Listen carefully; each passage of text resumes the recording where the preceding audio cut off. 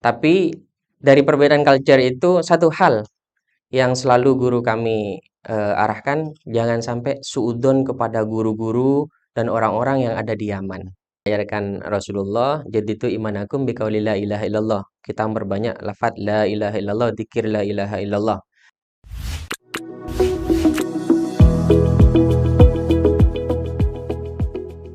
Assalamualaikum Ustaz. Kif Waalaikumsalam. halukum?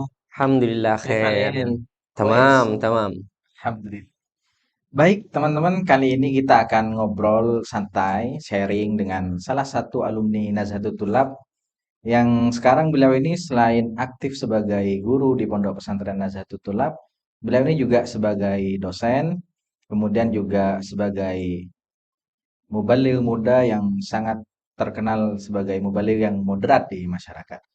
Telah hadir bersama kita Ustadz Iftikhar LCMA ya Ustadz. Iya. Nah, ngomong-ngomong tentang perjalanan antum nih Ustadz sebagai alumni Nazahatul Tulab, gimana sih dulu pengalaman waktu di Nazahatul Tulab? Tahun berapa masuk ke Nazahatul Tulab dan apa sih yang paling berkesan di Nazahatul Tulab? Atau mungkin bisa lebih melebar ke apa? Kenapa kok Nazahatul Tulab dulu yang dipilih seperti itu Ustadz? Alhamdulillah, sebelumnya saya ceritakan dulu sebelum saya masuk ke Pondok Pesantren Nazahatul Tulab. Dulunya saya pernah ditawari untuk bisa masuk di pondok pesantren di tengah-tengah kota Sampang, yang pasti bukan Nazahatul Tulab, Ya, karena kita tapi bukan di kota. iya. Alhamdulillah, setengah bulan sebelum saya menuju ke pesantren yang di tengah kota Sampang itu, ada brosur yang kemudian tiba-tiba sampai ke rumah. Ya, Jadi ke desa di rumah saya di tengah-tengah desa, sampailah brosur itu dan itu datang dari paman saya yang tepatnya di Nepa mengantarkan brosur, ini loh ada Pondok Pesantren Nazahatul Tulab, di situ ada pendidikan agama, juga di dalamnya ada pendidikan umumnya. Sehingga kemudian saya tertarik, masuklah saya yang awalnya pengen ke tengah kota Sampang itu menuju ke Pondok Pesantren Nazahatul Tulab. Artinya apa? Tanpa perencanaan, tapi sesuai dengan qadarullah. Saya diarahkan ke Pondok Pesantren oke. Nazahatul Tulab. Berarti bisa dikatakan jatuh cinta pada pandangan pertama ya ke Bisa Nazatul. jadi, hanya karena selembar brosur yang Iya. mengarahkan saya menuju pondok pesantren ini. Berapa tahun di Nata, Ustaz? Alhamdulillah, 2004 saya masuk di Nazatul Tulab, 2007 saya lulus. Tapi di dalamnya banyak pelajaran yang bisa saya ambil, mulai dari pelajaran umum, pelajaran agama, ekstrakurikuler, itu juga membantu saya dalam menjalani karir yang saat ini saya tempuh. Oke. Nah, kalau boleh tahu nih Ustaz, yang paling berkesan, yang paling berkesan selama ada di Pondok Pesantren Nazatul Tulab selain pendidikan yang antum jelaskan tadi itu apa? Yang sampai sekarang, wah ini saya bisa begini ini karena Nazatul Tulab. Masya Allah, program di Nazatul Tulab itu sangat lengkap. Mulai dari bagaimana setelah dewasa kita akan menjadi seorang politikus, atau seorang ulama, ataupun seorang guru, seorang pendidik, seorang murabi, semua pendidikannya ada di Nazatul Tulab. Di Nazatul Tulab itu dulu saya pernah diajarin bagaimana ceramah di muhadharah, bagaimana cara saya berpuisi dan itu juga di bidang seni. Bagaimana saya harus menjadi seorang PMR, pramuka, dan yang lain, dan semua itu membantu kemampuan saya yang saat ini. Nah, kalau bisa lebih spesifik mungkin Ustadz, kan antum sebagai mubalil sekarang. Nih, kira-kira apa sih bekal yang didapatkan dari Nazatul Tulab selain ilmu? Kalau ilmu pasti ya, kalau ilmu Iya. pasti. Mungkin dari segi sisi mental.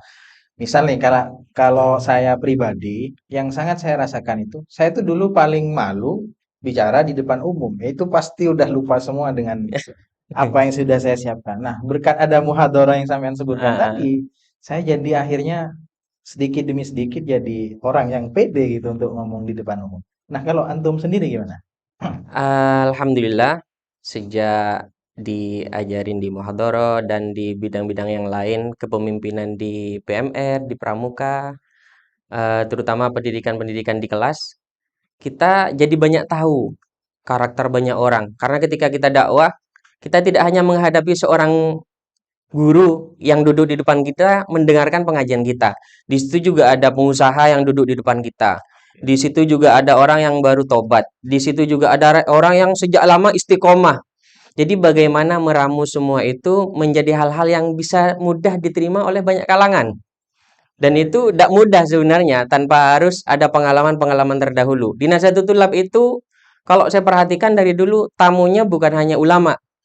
Tamunya banyak dari kalangan ulama, banyak dari kalangan habaib, banyak dari kalangan apa? Politikus dan di bidang-bidang yang lain banyak bertamu dan banyak mengisi seminar-seminar di Nahdlatul Tulab. Dari situ saya banyak mengambil pengalaman-pengalaman yang beliau-beliau bicarakan kepada kami para santri. Nah, ini kan sudah jadi rahasia umum ya. Beliau ini juga alumni Yaman. Beliau Iya. ditarim di Al-Ahqaf. Nah, dulu itu kenapa antum milihnya ke Al-Ahqaf itu? Padahal kan di Nata itu kan banyak pilihan. Antum bisa ke Mesir, bisa ke Sudan, ke Tunis. Kenapa kok milih Yaman gitu, Ustaz? Alhamdulillah berkah arahan daripada murabbi kami yaitu Kiai Had Muafi Kiai Had Muhammad bin Muafi. Beliau mengarahkan kami ke Al-Ahqaf. Jadi di Al-Ahqaf itu letaknya di kota Tarim, yaitu Tarim ini terkenal dengan kota seribu wali dan guru kami mengarahkannya ke sana. Tapi yang menarik ini adalah cerita ketika saya punya keinginan menuju ke Al-Ahqaf. Nah, Sebenarnya itu gimana nggak itu mudah. ceritanya, Ustaz? Jadi ceritanya ketika saya mengutarakan kepada orang tua, Bu, Pak, saya pengen ke Yaman. Jawabannya subhanallah. Katanya, dapat uang dari mana berangkatnya? Itu Iya, iya, kan iya. sesuatu banget kan ya. Iya. Kita punya keinginan, tapi qadarullah, dana nggak ada. Subhanallah, ketika ujian menuju Al-Ahqaf itu hanya kurang 1 minggu, orang tua nelpon, nak, siap ke Yaman. Terkejut saya. Lah kok bisa kemarin saya ditolak menuju ke Yaman, hari ini saya Justru disuruh ditawar. justru ditawari ke Yaman. Justru saya yang balik nanya, dapat dari mana dananya? Ada katanya. Jadi kalau kita punya keinginan, insya Allah semua akan Allah permudah jalannya. Walladzina jahadu fina lanahdiyannahum subulana. Yang penting kita punya keinginan, kita punya keinginan baik, Allah akan bukakan 1.000 jalan menuju kebaikan tersebut.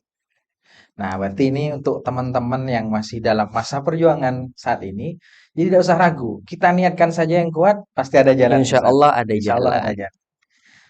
Nah, kemudian ini mungkin sedikit berbagi ya, Ustaz, dengan teman-teman yang mungkin nantinya punya keinginan untuk lanjut ke Yaman atau ke Timur Tengah yang lain. Apa sih sebenarnya yang harus disiapkan, Ustaz, untuk bisa lulus lah, untuk bisa lulus tes ke Yaman? Untuk bisa lulus tes ke Yaman, ya pertama pendidikan dasar, mulai nahu, fikih, sorofnya, terutama bagaimana interaksi menggunakan bahasa Arab. Tapi di samping itu ya jangan lupa juga minta ridho kepada kedua orang tua, jangan berhenti untuk selalu berdoa. Insya Allah dipermudah jalannya. Nah, ini di Yaman itu seperti apa, Ustaz? Tantangan yang akan dihadapi para calon mahasiswa nih yang sekarang punya keinginan untuk ke Yaman itu selain tadi ya keilmuan pasti karena dites. Nah, selain itu apa yang harus dipersiapkan? Tantangannya di Yaman, belajar di Yaman tuh seperti apa itu yang harus disiapkan dari sekarang? Untuk teman-teman yang ingin melanjutkan studi ke Yaman, kita tahu di mana bumi dipijak, di situ langit dijunjung. Artinya di Indonesia culture-nya berbeda dengan culture yang ada di Yaman. Tapi dari perbedaan culture itu satu hal yang selalu guru kami arahkan, jangan sampai suudzon kepada guru-guru dan orang-orang yang ada di Yaman. Lebih-lebih ketika saya di Yaman sendiri dulu, ketika ikut pengajian Habib Abdullah bin Muhammad bin Syihab, beliau inti daripada pidato beliau ya cuma dua hal, husnudzon billah wa husnudzon bi ibadillah.